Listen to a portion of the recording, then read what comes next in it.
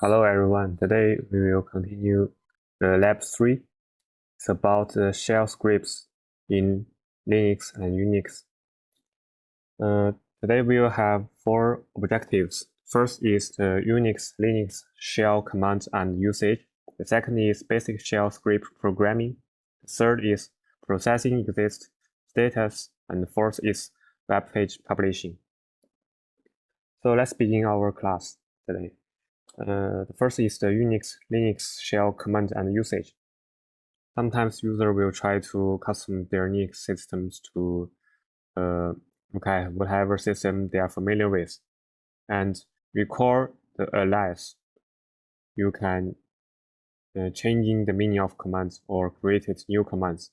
For example, you can make ls behave like what you like by setting an alias for the command.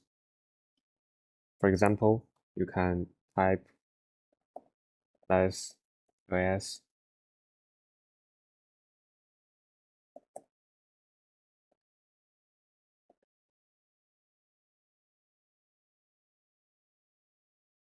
This command will make ls behave like ls-l.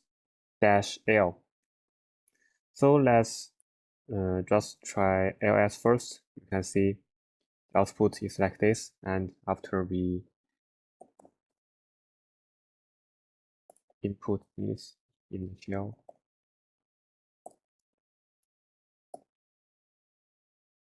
and then the ls will output like this. And you can also input ls-l and find they are the same. So you can also use this command to make dir behave like ls. And just type dir here, and you can find the output is like this. And then use dir.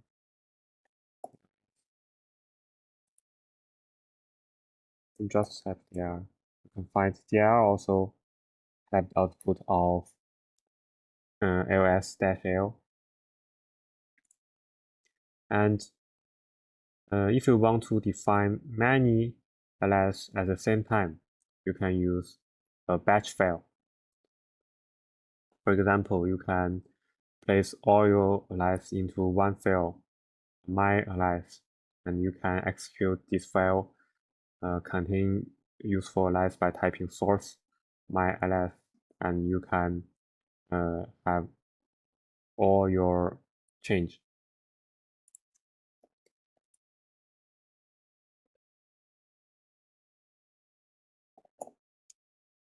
You can find there is I create this file before the lab. There are 2 commands, and now I will have a new SSH.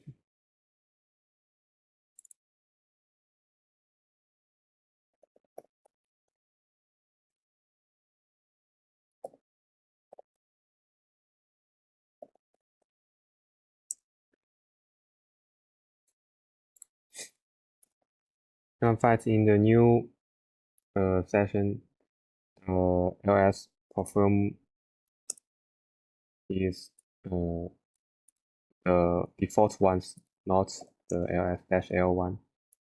And if you use this command source my alias and then input ls, you can find the ls command is changed to the ls-l because they are this command is in the myls file. Okay, let's continue. In Linux, you could know more about the hardware platform you use with this command. Try this command, uname A. You can know the full name of your machine by host name. And output is this. And you can use pwd, return the current path where you are working, and the who am I to know the username. So in Bash, the command prompt is defined with the variable ps1, and you can use this command to see the information about the format.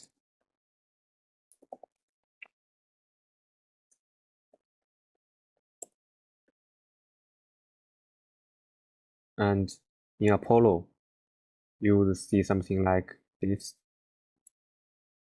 and U means the username, which can be get by who am I, and H means the machine name. So this part is the username, and this is the machine name. And this part, you can see it is the output of pwd. It's home and my username. So this part is the home and the username. And if you want make the prompt here like Mickey at Apollo 2, you type this command.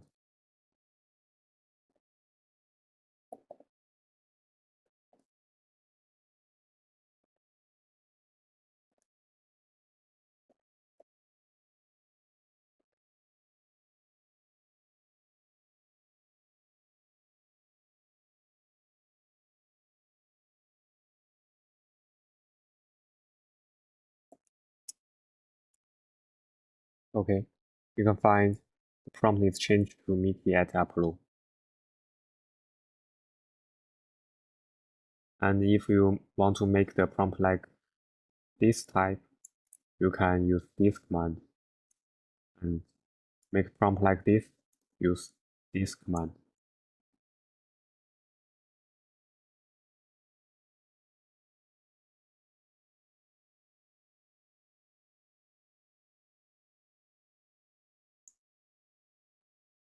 PS1 is a shell variable that directs Linux shell to display its content as the prompt. There are two types of shell variables.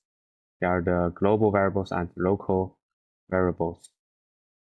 And the global variables is called environment variables.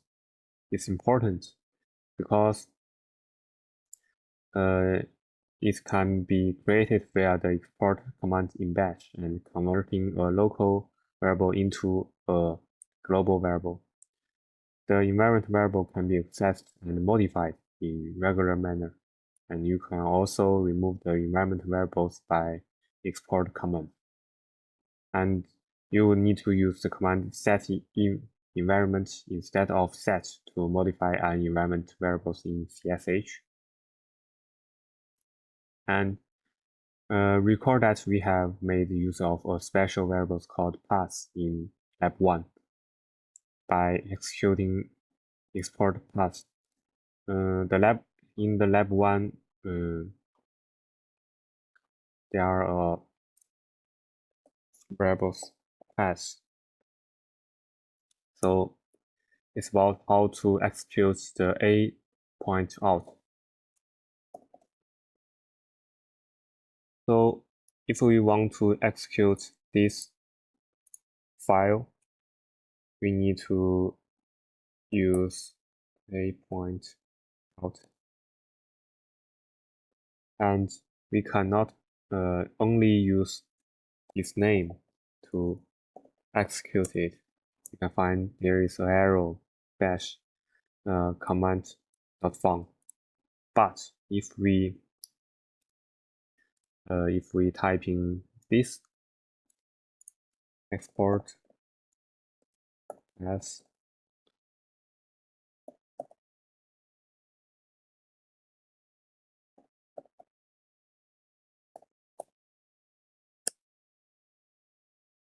Then we can execute a point out by just type its name. Because this command have the effect of inserting the current director point at the end of the current value stored in variable path, and Unix will then treat this as the search path for any command to be executed. And when you type ls-l, you will see the permission mode for your file.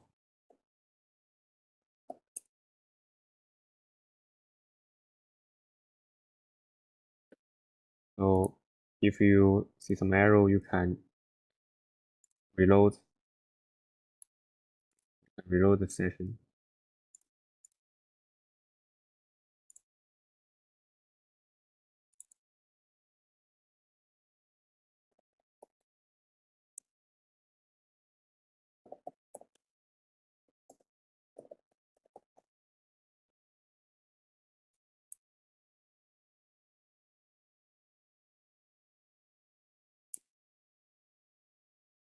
When you type ls-l, you can see the permission mode for all your files. And the first one indicates whether it is a dictionary. This D means a dictionary, and dash means a file. And it is also used to indicate special system related previews. First part for yours, and the second part for users in the same group, and the third part for all other users. For each part, the privileges refer to read, write, and execute respectively. And this is important. In a Linux system, you better change the permission mode for your home directory from the default drwx --x mode, or even worse mode, to drwx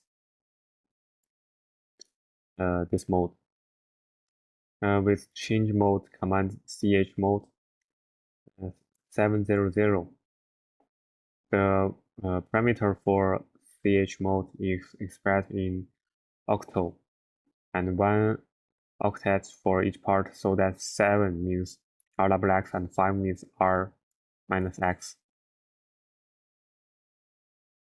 If you use the department file system, you will always see drwx for any directory like this, and minus rwx for any file like this. Only the write privilege can be set current for the owner, and thus performing chmod 644 or chmod 600 or 777 will not have created any change. Okay, let's move on. It's very important part in this lab, the first shell script. You can try to run the following first shell script from in bash. Call it first.sh. Just type the script name to execute it. And after setting it to be executable, you can find I already upload the first shell here.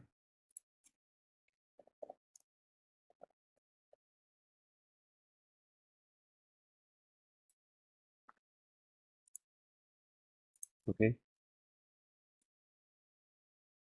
so you can just try to execute it.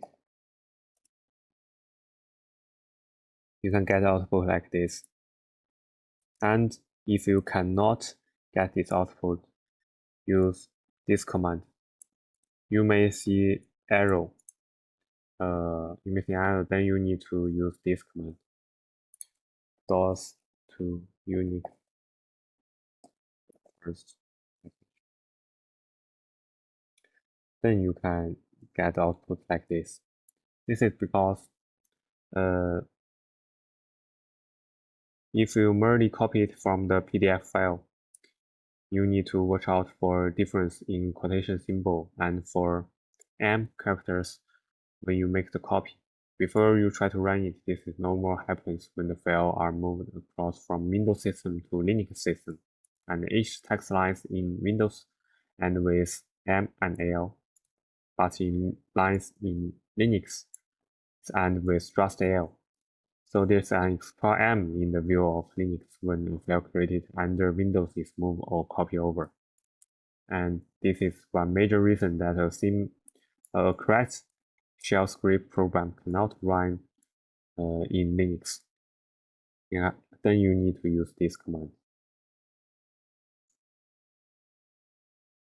Then there are many other script programming examples, and let's try these examples together. And this is the first example. It's about if and else if.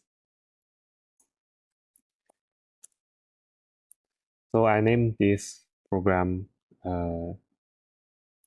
lab 3A here, lab 3A, and you can copy it and use this command to make it available in Linux system and execute it.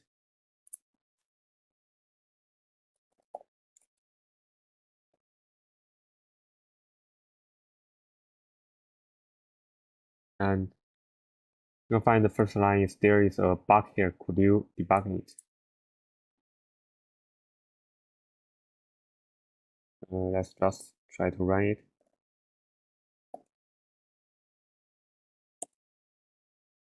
Oh, you can find the arrow here, and you can use those to Unix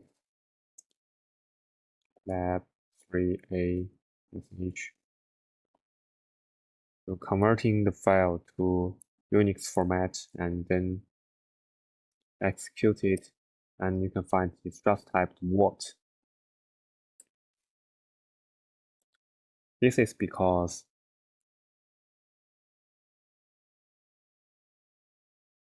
here it's not English symbol, so you need to use the English symbol here and use Ctrl O to save it and run it again.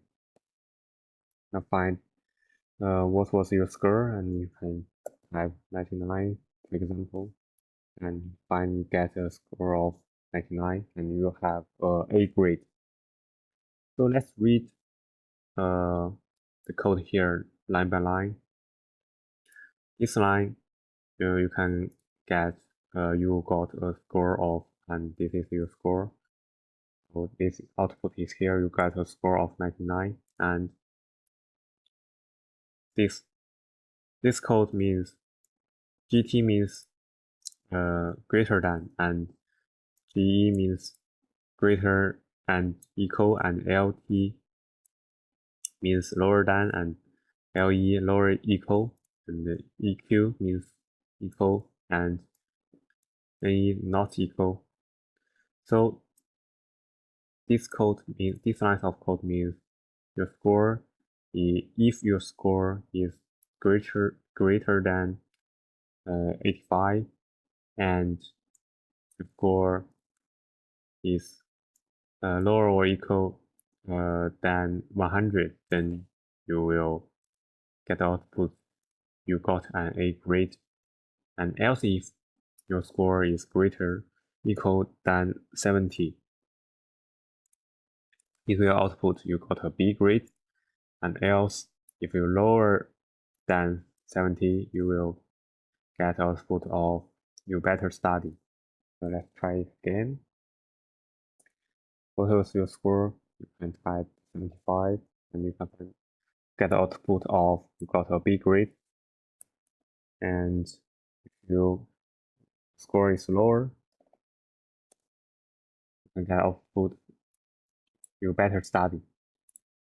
So you can find you always have two output to the same output, because there is a second way to express this.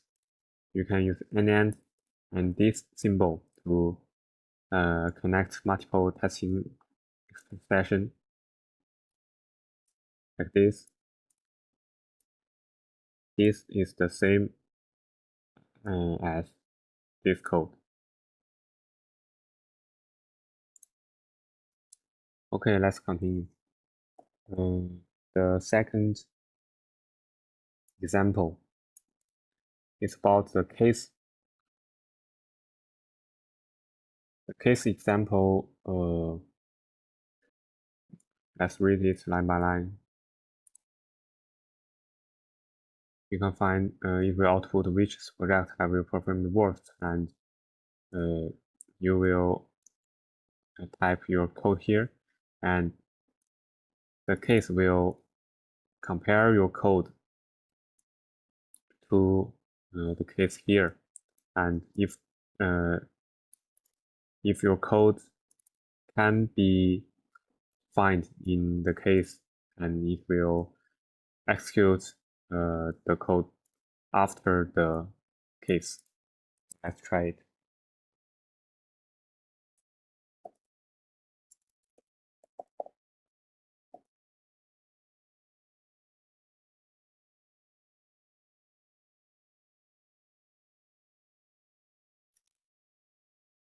So the same with the first example, you need to change the symbol here to English symbol.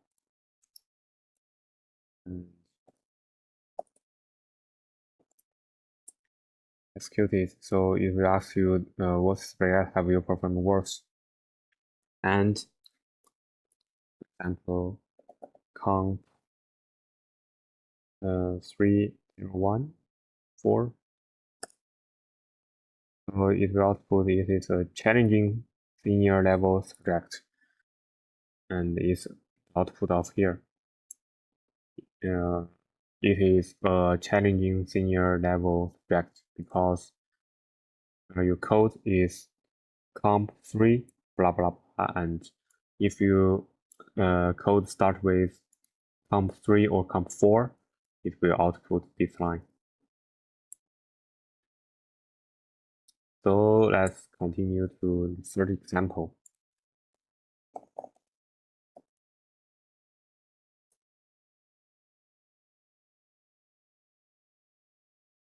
It is a for loop, and let's see the example.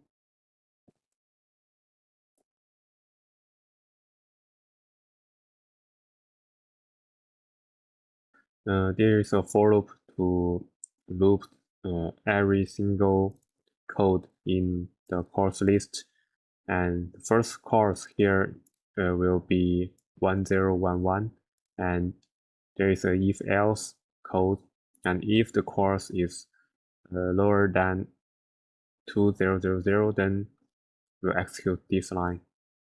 Let's try it.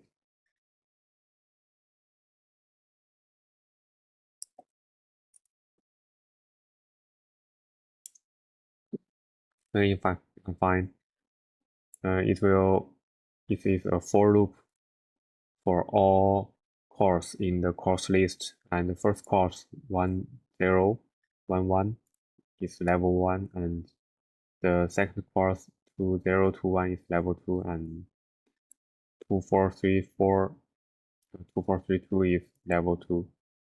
So is there any potential bug in the first for loop?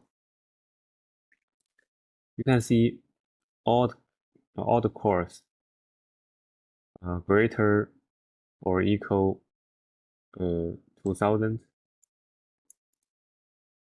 will be level 2 cores.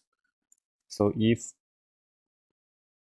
there are another core start with, for example, 3011,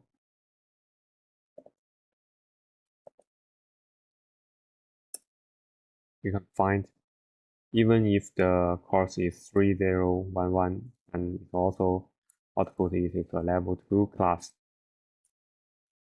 So it is a potential bug, and you can try to fix it by yourself. And the second for loop for files in ls, this command will get the list from command ls. You can find there are so many files in ls, and this for loop will get for each files will output a file and file exists.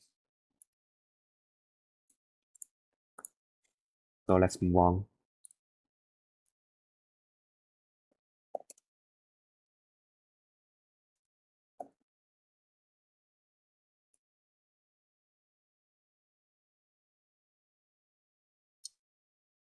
Okay, it is another example of a for loop.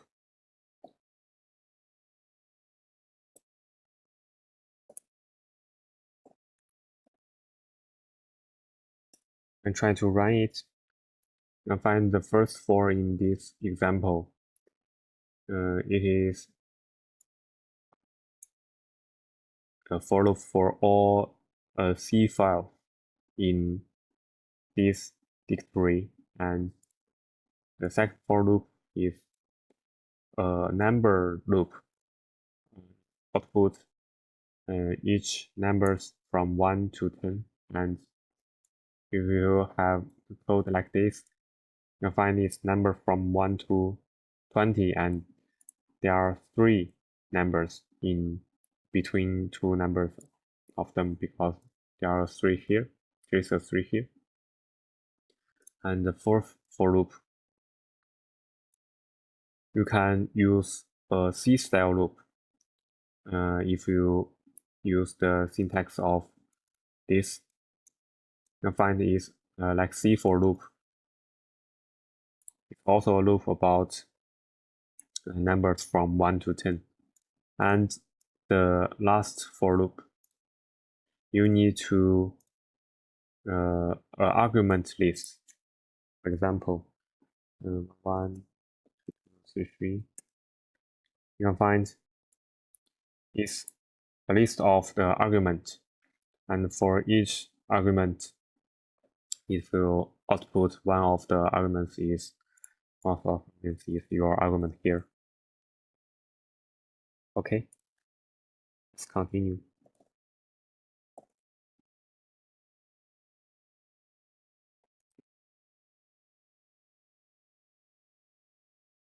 This example is about the while loop. Also change the symbol here to English style.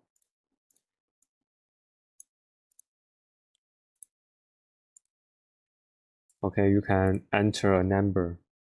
You can enter, for example, 10. Okay.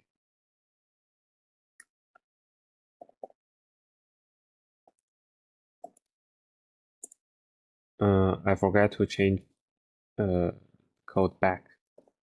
So it is the answer of could you convert it to compute the factorials? So the original code is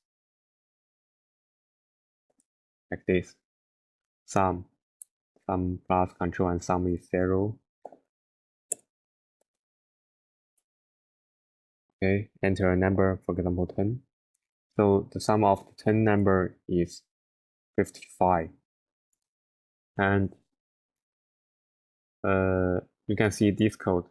Well, the control here is lower or equal your number, the number you input, and do the 3 lines of code here.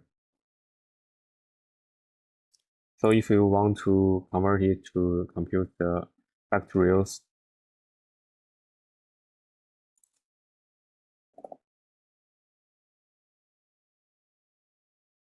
you need to change the symbol here to this, and remember the original value of sum is 0. So if you let sum equal to sum multiple control, you always get the sum 0. So the original value need to be changed to 1.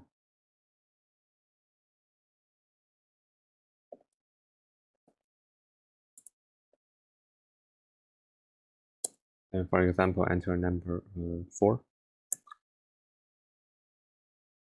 So the factorials of 1, 2, 3, 4 is 24. Okay, let's continue.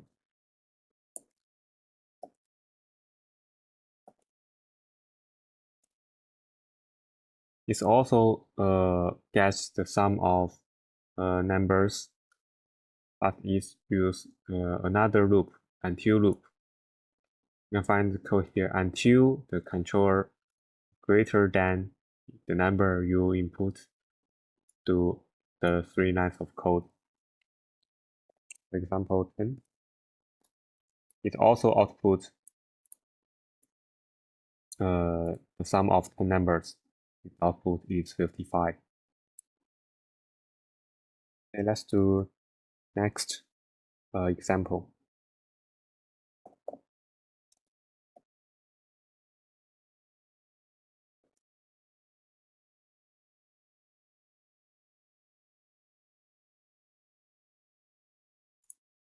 The next example, you can try it first.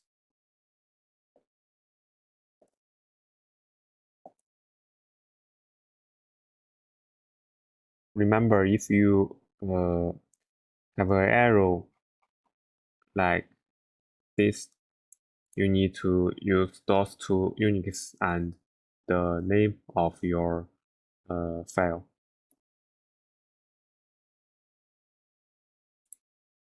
Okay, you can find the output of this example is this.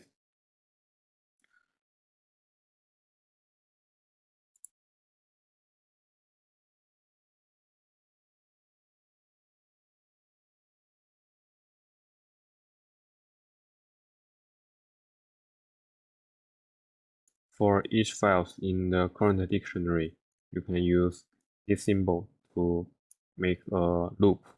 And for each file, according to the different file, it can have the different output. For example, you can find this file is a dictionary, and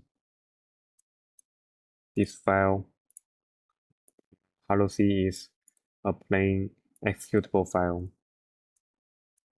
and could not be modified.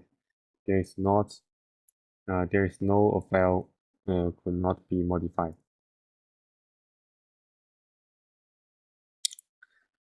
So let's try the last example.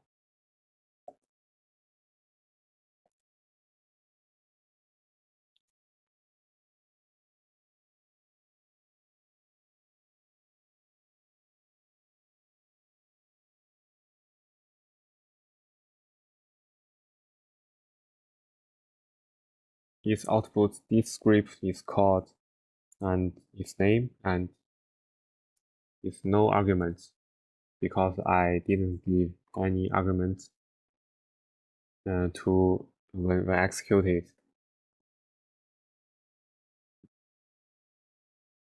So if I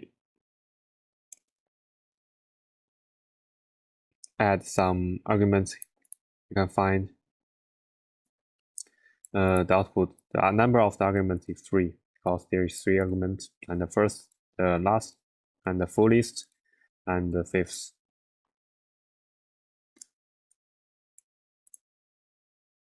And if you call the script test, and so this is the output of the example. You can use this to get the arguments.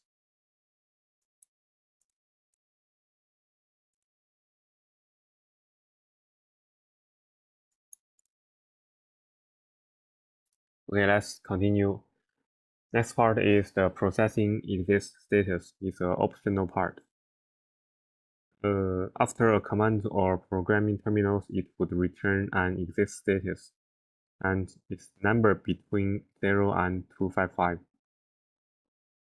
Just like you must meet the 404 error, and it means the page not found.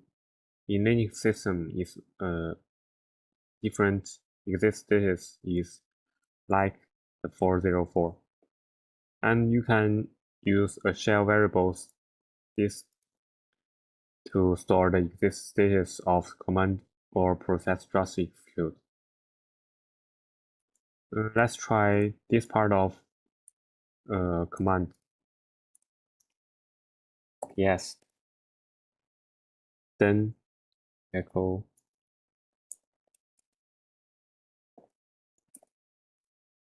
you can find this 0 because it's clear that the first command ps is normally execute successfully and return a status of 0. And if you don't have a abc command, it will be an error, and then you echo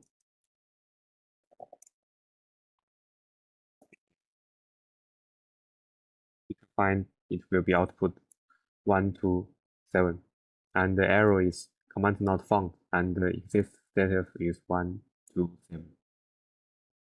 And if you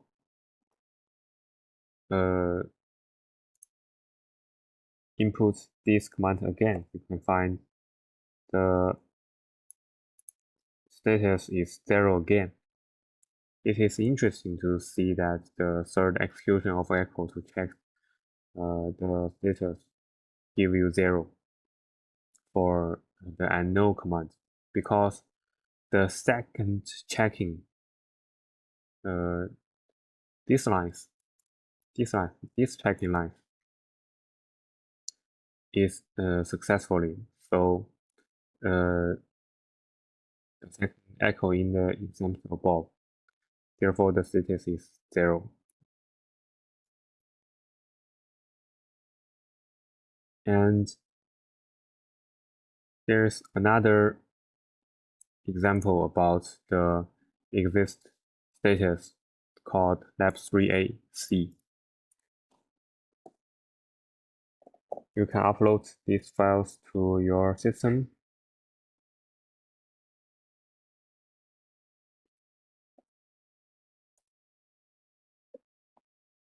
So the lab3ac is like this, and you can try the output with the input 2 and 0. Remember how to compile and run a C files in Linux system. You can find at the first lab call cc hello. This you can call cc lab 3 c o. Call it lab 3a.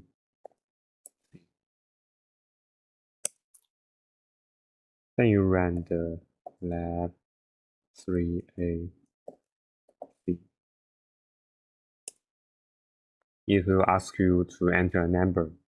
For example, you enter 2. You can find just an error here. And if you check the echo,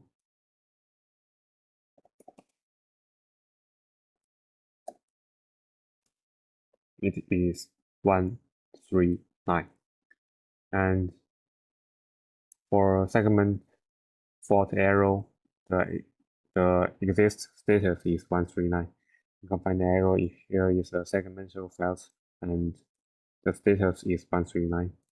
And if the input is 0,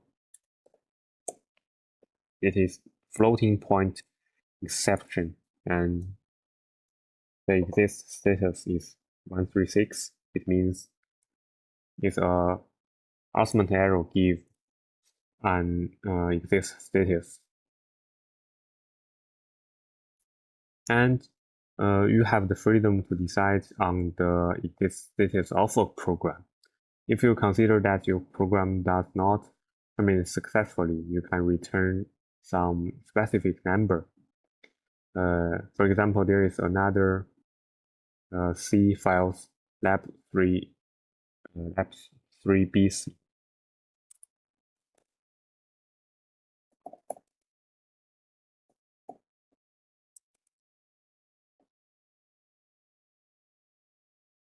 Like this lab3b, you can find exist 0 and exist 1.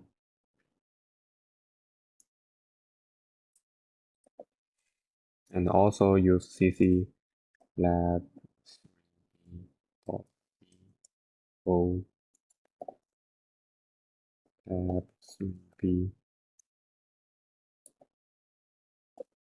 run it.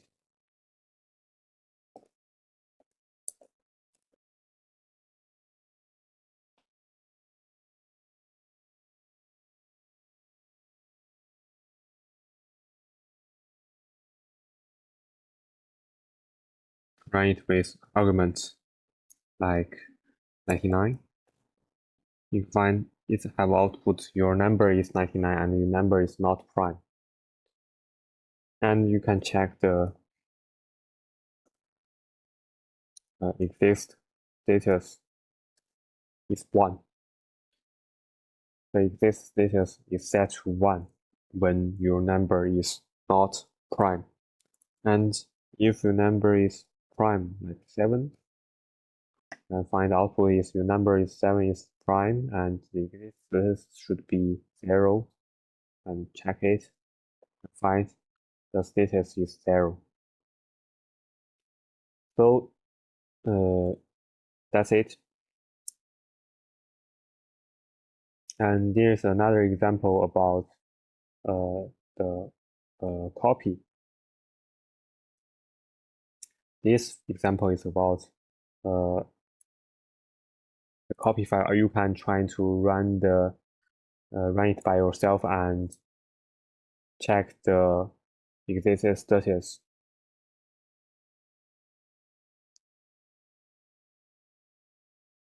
And this part is first command and then second command. The second command is not execute if the first command does not execute correctly. And this, the second command is not executed if the first command executes correctly. So you can use this command to do what you want. And similarly, execution stages can be embedded into the if condition. You can make your code like this. And this part is about publishing web pages with a Linux system. You can try it by yourself. And finally, it is the assignment 1. And you need to write a script shell. You can read it by yourself, and there are some hints.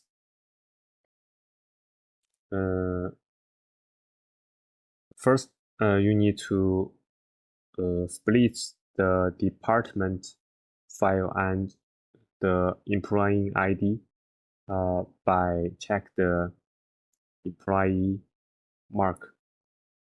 You can check this mark and divide the parameters into 2 parts. And then you need to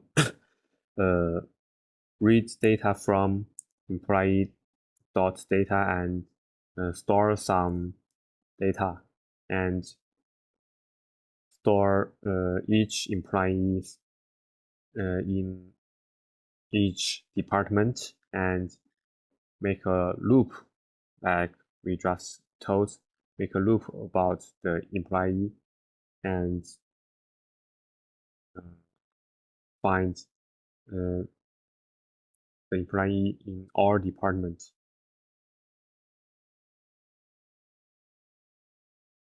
So that's all contents of today's lab. Thank you for your listening.